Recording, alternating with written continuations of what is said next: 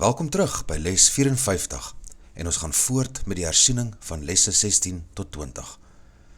Vandag word die volgende idees hersien. Ek het geen neutrale gedagtes nie. Neutrale gedagtes is onmoontlik, want alle gedagtes beskik oor krag. Hulle sal of 'n vals wêreld maak, of hulle sal my na 'n werklike een lei. Maar gedagtes kan nie sonder gevolge wees nie. Soos die wêreld wat ek sien voortspruit uit my denkfoute, sal die werklike wêreld voor my oë vereis as ek my foute laat korrigeer. My gedagtes kan nie nog waar nog onwaar wees nie. Hulle moet of een of die ander wees. Wat ek sien, wys my wat hulle is. Hersieningsidee 17. Ek sien geen neutrale dinge nie. Wat ek sien getuig van wat ek dink. As ek nie gedink het nie, sou ek nie bestaan het nie, want lewe is denke. Laat ek na die wêreld wat ek sien, kyk as 'n weerspieëling van my eie stand van geestesdenke.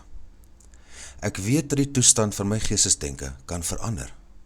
En dus weet ek verder dat die wêreld wat ek sien, ook kan verander. Hersieningsidee 18. Ek ervaar nie die gevolge van my sien alleen nie. As ek geen private gedagtes het nie, kan ek nie 'n private of afgesonderde wêreld sien nie. Selfs die dwaase idee van skeiding moes gedeel word voordat dit die basis kon word van die wêreld wat ek sien. Maar daardie verdeling was die deling van niksheid. Ek kan egter ook 'n beroep doen op my werklike gedagtes, wat alles met almal deel. Net soos my gedagtes van skeiding ander se gedagtes van skeiding aanroep, laat my werklike gedagtes die werklike gedagtes in hulle ontwaak. En die wêreld wat my werklike gedagtes vir my wys, sal verrys voor sowel hulle oë as myne. Hersieningsidee 19. Ek ervaar nie die gevolge van my gedagtes alleen nie. Ek is in niks alleen nie. Alles wat ek dink of sê of doen, onderrig die hele universum. 'n Seun van God kan nie vergeefs dink of praat of doen nie. Hy kan in niks alleen wees nie. Dit is dus binne my mag om elkeen se geestesdenke saam met myne te verander, want aan my behoort die krag van God. Hersieningsidee 20. Ek is vasbeslote om te sien.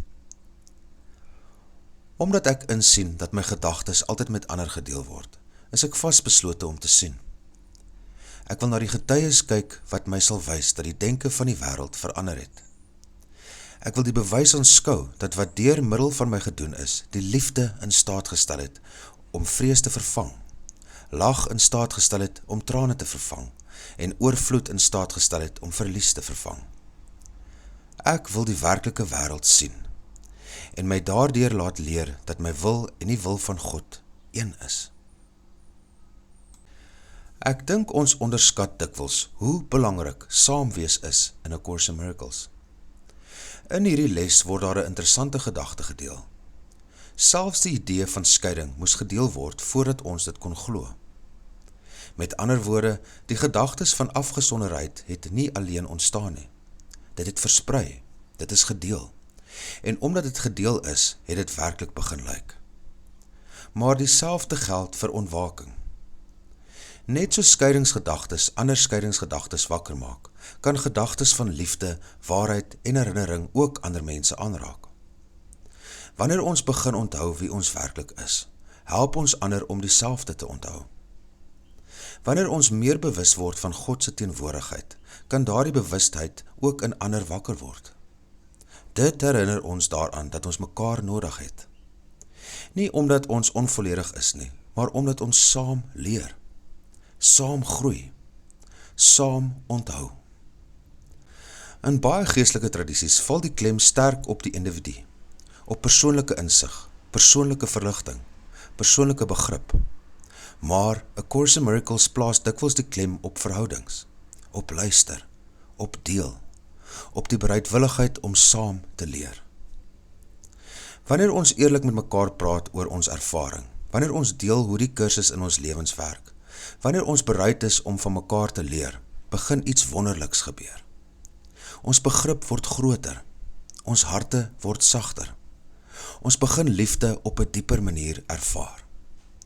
Die kursus herinner ons gereeld daaraan, dat ons broers en susters deel van ons ontwaking is. Soos hulle wakker word, word ons wakker. Soos hulle genees, word ons genees.